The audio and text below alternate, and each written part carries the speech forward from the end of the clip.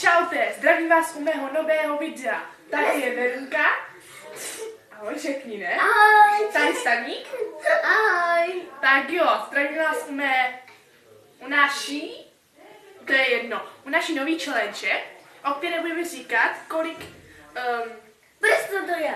ne, třeba například, ne, no, třeba tady řekneme naši nejoblíbenější písničky každý a pak vy nám třeba do komentářů napíšete, která z těch písniček by vás jakože se vám nejvíc líbí, jo? Jo. Takže mně se nejvíc líbí, co se mi sakra líbí? Mně se nejvíc líbí, ne, Slza, Huta v záruční, to se líbí tobě. Jablečko. Zpívačka, Mně se líbí nejvíc jablečko. od jaký zpívačky? Kristina, ne? Jo, Kristina. A to by se líbí co? Ty se líbíš sám sobě, takže to je jedno. Teďka budete muset hlasovat pro nejlepší vzhled vlasů. Tak co, líbí se vám moje vlasy? Líbí.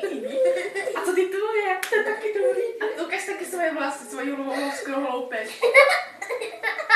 No to je dobrý, to by stačilo. Takže... A teď Ticho! Když tady vletí Simona. Počkej, Simona. No, proč zavíráš? Trošku opatrně přemýšlej. Ahoj. Vypadni. No, takže bychom vám taky chtěli říct, že... Je tady jaký Teda Simona? dneska. Taky bych vám chtěla říct, že mě bude vlastně 13. Narodila jsem se 19. února 2003. A chodím do 7. třídy. Co?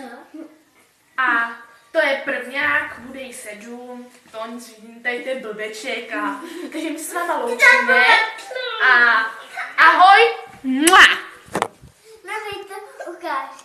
Hej, já to asi nenatáčela. Natáčela, ne? Čo já vím?